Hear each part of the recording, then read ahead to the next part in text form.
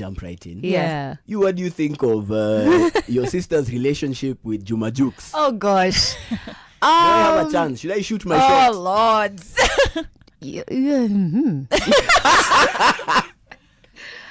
Yeah, why are you trying to get me in trouble? Why? No. Yeah, don't try. I shouldn't shoot my shot. Yeah, no. But what do you think about that relationship? They're happy. I mean, a relationship is between two people. I don't think it's none of our business at the end of the day. Unfortunately, it's my business. No, but when he does do something that is not right, then it becomes our business. But at this point, exchange numbers, then you can be filling me. Yeah. And then 5 years fill me in. At this point, I guess I have no say. If she's happy, then I'm happy. And how do you deal with it? Because one of the questions that came through when we posted up that you're coming through today is that guys were like, Vanessa and Nancy are worlds apart in terms of like their music, their image. So is it, and you're the elder sister, do you sometimes look at her and be like, oh, don't do that, like that's too much, you know what I mean? No, because it's entertainment at the end of the day. And what do people want to see, and how has she built her brand? And I know V since she's always been different, like, what the hell you think, I don't care. So no, I've never looked at something and be like, hey, Apple Mezidi. No. Yeah. I haven't reached that point yet. When I do, I'll let you know. Yeah. But we haven't had that discussion yet. Yeah.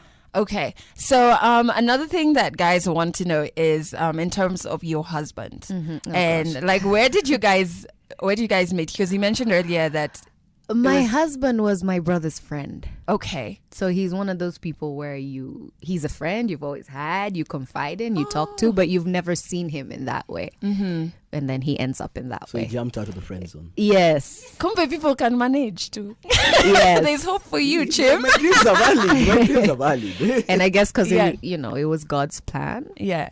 Great. So God knew how to slip him into our lives. Yeah. So.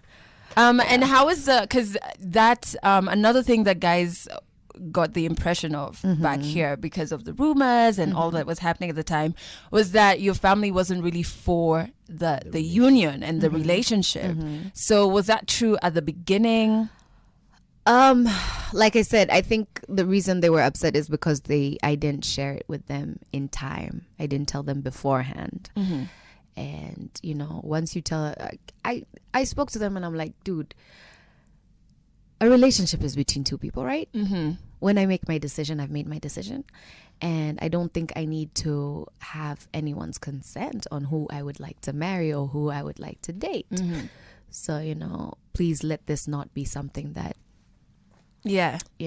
So I guess once you put your foot down, there's nothing much. Not really much anyone can do. Yeah. But was dowry paid for you?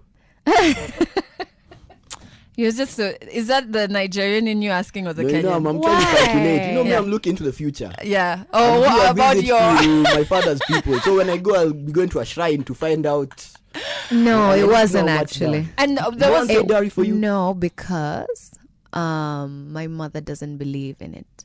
Yeah. In the sense that she feels if someone pays dowry, they're buying the daughter from her, and that's not something she actually really my wants. family is the same way as well. Yeah because the meaning of dowry has been misconstrued over time, but even just back to but there was a wedding. And did your family attend? We did after 3 years we did another wedding. Oh, cool. And that's when we had family and friends. And so the first wedding the first one was a bit of a mess. So the one we did after 3 years is the one we would like to remember. And let me ask, because you and your husband are church people. Yes. Did you wait until marriage?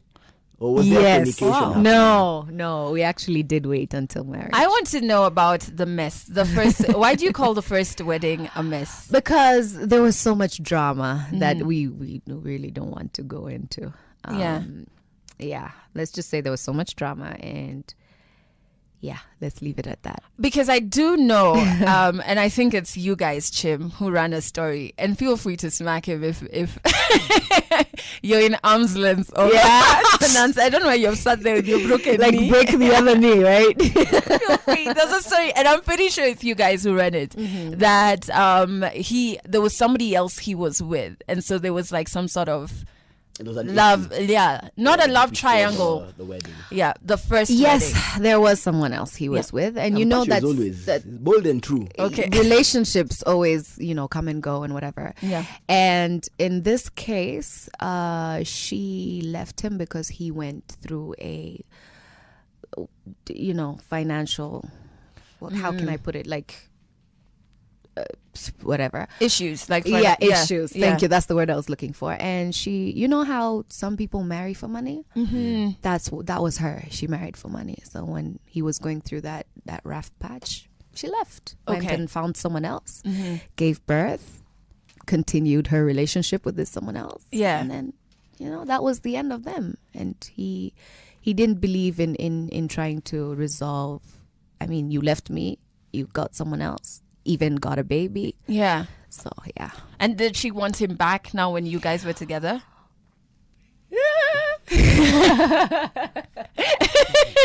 Yeah, enough. Let's just say that was the Let me ask, yeah. No, okay. So when we I'd be remiss if I didn't ask this. Yeah. In Kenya, we've seen an incident of churches where the gospel is heavily driven by, what's it called? Prosperity gospel. Where the pastor keeps Yes, saying, not just "Give, in give, Kenya. give, It's give." Yeah. everywhere. Is that something that features in your ministry? No, because the word says that freely you were given, freely you received, freely give, and God is not about your money. He wants to heal you freely. He wants you to prosper freely.